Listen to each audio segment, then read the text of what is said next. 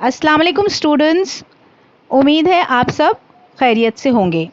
आज हम दूसरी इकाई शुरू करने जा रहे हैं जिसमें सबसे पहले कविता दी गई है। ये नई कविता है जिसका नाम है धरती का आंगन महके, जिसे लिखा है डॉक्टर प्रकाश दीक्षित ने। तो चलिए सबसे पहले परिचय शुरू करते हैं। डॉक्टर प्रकाश दीक्षित का जन्म 1929 इटावा उत्तर प्रदेश में हुआ। इनकी मृत्यु 2012 में हुई। आजीवन अध्यापक रहे।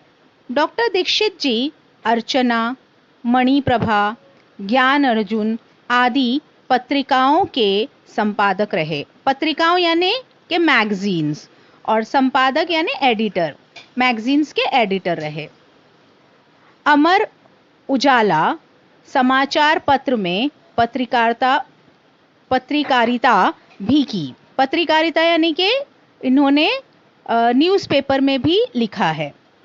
आपकी रचनाएं विविध पत्र पत्रिकाओं की शोभा बढ़ाती रहीं। इनकी प्रमुख कृतियां हैं अर्चनांजलि, मंगलपथ, दोहावली, राष्ट्रीय स्वर, ये कविता संग्रह है आदि थी। अब हम जानेंगे पद्य संबंधी। प्रस्तुत नई कविता में कविवर डॉक्टर दीक्षित जी ने ज्ञान एवं विज्ञान की महत्ता स्थापित की है। कर्म यानी काम, ज्ञान यानी नॉलेज, और विज्ञान यानी साइंटिफिक नॉलेज की महत्ता स्थापित की है। आपका कहना है कि हम ज्ञान विज्ञान के बल पर भले ही आसमान को नाप ले, परंतु विनाशक यानी डिस्ट्रॉय करने वाले वेपन्स, शास्त्रास्त्र यानी कि वेपन्स से मानवता को बचाना भी आवश्यक है। यह सभी संभव होगा जब समाज में सदाचार यानी कि अच्छे विचार, स्नेह यानी प्यार बढ़ेगा। चलिए बच्चों, आज हम पहली कविता शुरू करने जा रहे हैं, धरती का आंगन महके, जिसे लिखा है डॉक्टर प्रकाश दीक्षित ने। सबसे पहले हम पूरी कविता पढ़ेंगे और फिर मैं हर एक कविता के मीनिंग देते जाऊंगी। हर एक वर्ड्स में जितनी भी हार्ड वर्ड्स है उसके मीनिंग दूंगी और फिर उसके बाद समझाऊंगी। तो चलिए शुरू करते हैं कविता। धरती का आंगन महके। धरती का आंगन महके, कर्म ज्ञान विज्ञान से, ऐसी सरिता करो प्रवाहित, खिले खेत सब धान से। अभिलाषाएं नित मुस्काएं, आशाओं की छां में, पैरों की गति बंधी हुई हो विश्वासों की राह में। शिल्प कला कुमुदों की माला, वृक्ष स्थल का हार हो, फूल फलों से हरी भरी इस धरती का श्रृंगार हो। चंद्रलोक या मंगल ग्रह पर चढ़े किसी भी यान से, किंतु न हो संबंध विनाशक अस्त्रों का इंसान से। सांस सांस जीवन पट बुनकर प्राणों का तन ढांकती, सदाचार की शुभ्र शलाका मन सुंदरता आंकती।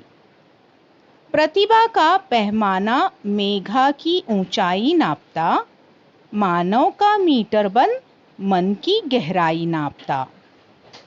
आत्मा को आवृत्त कर दें स्नेह प्रभा परिधान से, करे अर्चना हम सब मिलकर वसुधा के जयगान से। तो अब हम मीनिंग देख लेते हैं। आप पेंसिल हाथ में रखिए और हर एक की मीनिंग लिखिए। धरती का आंगन महके, कर्म ज्ञान विज्ञान से। कर्म ज्ञान यानी कि अपने कामों के ज्ञान से, और विज्ञान यानी साइंटिफिक नॉलेज। सरिता का मतलब होता है नदी, और प्रवाहित यानी कि धारा, नदी की धारा को मोड़ना। अभिलाषाएं यानी इच्छा, नित अलग अलग, मुस्काएं आशाओं की छां में, पैरों की गति बंधी हुई हो विश्वासों की राह में। शिल्पकला यानी जो मिट्टी की मूर्तियां बनाता है, हस्तकला बनाता है, उसे कहते हैं शिल्पकला। और कुमुदों यानी कि कमल का फूल, पता है ना, कुमुदों, यानी कमल। वृक्षास्थल यानी फूलों से भरा हुआ पेड़, फूलों फलों से भरा हुआ पेड़। फूल फलों से हरी भरी इस धरती का श्रृंगार हो। श्रृंगार यानी कि हम अपने आप को सजाते हैं ना, उसे कहते हैं श्रृंगार। चंद्रलोक या मंगल ग्रह पर चढ़े किसी भी यान से, किंतु न हो संबंध विनाशक। विनाशक यानी हानि पहुंचाने वाले, अस्त्रों यानी वेपन्स, यानी कि हानि पहुंचाने वाले वेपन्स। सांस सांस जीवन पट बुनकर प्राणों की तन ढांकती। तन ढांकना यानी कि मानवी गुण, यानी अपने आप में जो अच्छे गुण हैं वो। सदाचार, सदाचार यानी अच्छे विचार की शुभ्र शलाका। शलाका यानी सलाई, शुभ्र यानी अच्छी। मन सुंदरता आंकती। आंकना यानी कि अंदाजा लगाना। प्रतिभा, प्रतिभा यानी नॉलेज, ज्ञान का पैमाना। पैमाना यानी नापना। मेघा, मेघा यानी बुद्धि की ऊंचाई नापता। मानवता की मीटर बंद, मन की गहराई मापता। या मन की गहराई मापना है ना, बिना किसी को तकलीफ पहुंचाए उनके सुख दुख को संभालना, समझना। आत्मा के आवृत्ति, आवृत्ति यानी ढंग, और स्नेह यानी प्यार। परिधान यानी वस्त्र। अर्चना यानी पूजा करना, और वसुधा यानी धरती। तो करे अर्चना हम सब मिलकर वसुधा, धरती की जयगान से। ठीक है, तो चलिए अब दो दो पंक्तियों का मतलब हम आपको बताते चलें। ओके स्टूडेंट्स, हम दो दो पंक्तियां आपको पढ़ाते जाएंगे और उसके एक्सप्लेनेशन भी देते जाएंगे, साथ ही साथ उसका स्लाइड भी, एक्सप्लेनेशन का स्लाइड भी देते जाएंगे। तो चलिए शुरू करते हैं। सबसे पहली पंक्ति है, धरती का आंगन महके कर्म ज्ञान विज्ञान से, ऐसी सरिता करो प्रवाहित खिले खेत सब धान से। यहाँ बताया गया है, कवि कह रहे हैं, कवि बता रहे हैं कि धरती का आंगन जो है कर्म ज्ञान विज्ञान से क्या होता रहे, भरपूर महकता रहे। यानी कि हमने आज टेक्नोलॉजी ने जो भी तरक्की की है वो हमारी धरती को पूरी तरह उसका लाभ पहुँचे। किस तरह? तो हमारी टेक्नोलॉजी की मदद से हम ऐसी सरिता, सरिता यानी नदी, नदी की जो धारा है उसको ऐसे मोड़े कि वो हर खेत तक पहुँचे, हर खलिहान तक पहुँचे और हमारे जो किसान हैं उससे पूरी तरह लाभ पहुँचा सके। अब खेत से हमें किस तरह लाभ होगा? खेत से हम साइंटिफिक नॉलेज कैसे यूज़ करेंगे? तो हम क्या करेंगे, नदी की धारा को अलग अलग खेतों तक मोड़ देंगे। तो इस तरह हमारी जो धरती का आंगन जो है वो साइंटिफिक नॉलेज से, साइंटिफिक टेक्नोलॉजी से पूरी तरह महकेगा। आगे कवि कहते हैं कि अभिलाषाएं नित मुस्काएं आशाओं की छाह में। अभिलाषाएं का मतलब मैंने बताया है इच्छा, और हमारी इच्छा जो है वो हमेशा क्या होती रहती है, बढ़ते रहती है।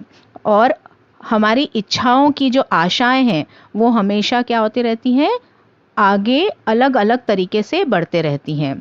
तो हमें क्या करना चाहिए, हमें पैरों की गति बांधी हुई हो विश्वासों की राह में।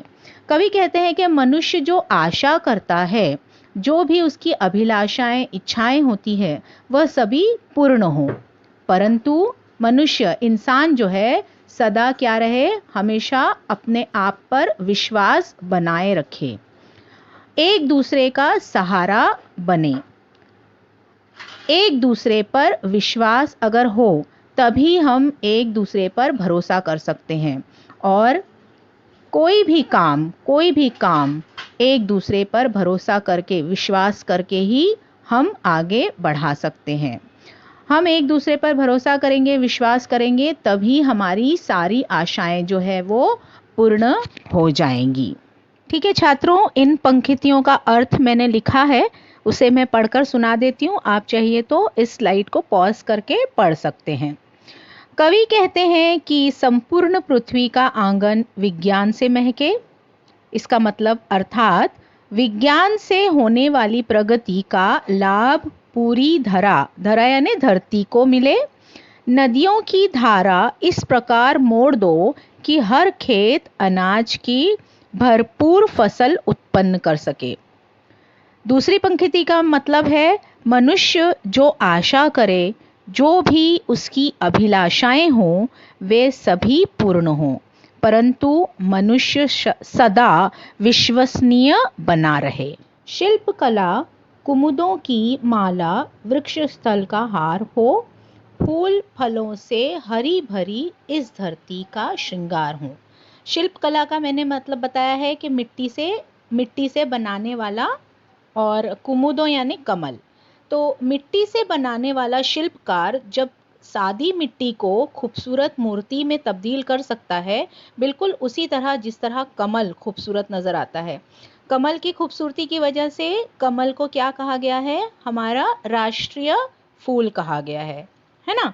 तो बिल्कुल उसी तरह हम क्या करें, हर शिल्प कलाओं को अपनाएं और उसका समुचित विकास करें, और इस तरह हमारी धरती जो है फूल फलों से हरी भरी खूबसूरत श्रृंगार यानी खूबसूरत सजी हुई नजर आए। नेक्स्ट है, चंद्रलोक या मंगल ग्रह पर चढ़े किसी भी यान से, किंतु न हो संबंध विनाशक अस्त्रों का इंसान से। अब आप सभी जानते हैं कि नासा की मदद से हम चंद्रयान और मंगलयान पर जा चुके हैं, और ये सब हमारा कैसे हुआ है? साइंस की मदद से। हमें जो साइंटिफिक नॉलेज मिली है उससे हम क्या कर चुके हैं? अलग अलग ग्रह तक पहुंच चुके हैं। लेकिन इसी साइंस की मदद से हमने बहुत सारे वेपन्स भी बनाए हैं, अस्त्र यानी वेपन्स बनाए हैं। तो ऐसा ना हो इन वेपन्स का इस्तेमाल जो है हम इंसान की बुराई के लिए करें, बल्कि हमें क्या करना चाहिए? किंतु न हो संबंध विनाशक अस्त्रों का इंसान से, यानी इन अस्त्रों का विनाशक इंसान के लिए न हो। तो हमें सारी नॉलेज, जितनी भी साइंटिफिक नॉलेज है, उसे इंसान की भलाई के लिए लगाना चाहिए। अब आगे की स्लाइड में मैंने इसका मीनिंग लिखा है, वो पढ़ेंगे। इस स्लाइड में हम आपको एक्सप्लेनेशन दे रहे हैं। कवि कह रहे हैं कि सभी प्रकार की शिल्प कलाओं को हम अपनाएं और उनका समुचित विकास हो। साथ ही यह भूमि, यह धरती जो है वो फूलों फलों से हरी भरी और सजी रहे।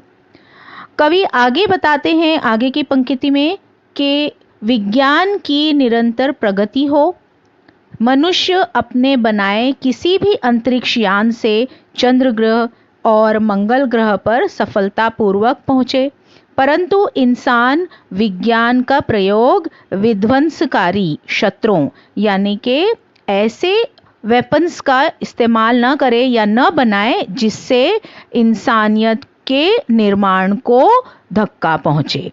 सांस सांस जीवन पट बुनकर प्राणों का तन ढांकती, सदाचार की शुभ्र शलाका मन सुंदरता आंकती।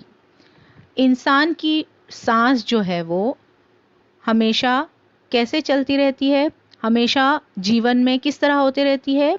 मानवीय गुणों से भरपूर होती है। मानवीय गुण किसे कहते हैं? मानवीय गुण का मतलब होता है कि सच बात कहना, ईमानदारी से रहना, हमेशा दूसरों पर परोपकारी की भावना रखना। तो प्रत्येक मनुष्य का जीवन मानवीय गुणों से भरपूर होता है, और नैतिक गुण से ही हमारी सुंदरता सामने आती है। इसका मतलब ये हुआ कि हमेशा हमें क्या करना चाहिए? नैतिक गुणों का इस्तेमाल करना चाहिए। हमारे जीवन की हर सांस में हमें हमारे अंदर मानवीय गुण का होना ज़रूरी है, और उसी की मदद से लोग अंदाज़ा लगाते हैं कि हम किस तरह होंगे। दूसरी पंक्ति है, प्रतिभा का पैमाना मेघा की ऊंचाई नापता, मानवता का मीटरबंद मन की गहराई मापता।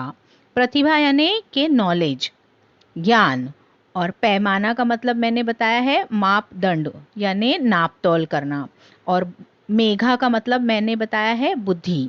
तो हम हमारी नॉलेज से, हमारी बुद्धि से जो भी काम करते हैं वो क्या होता है, मानवता के लिए मानवता के लिए साबित होता है।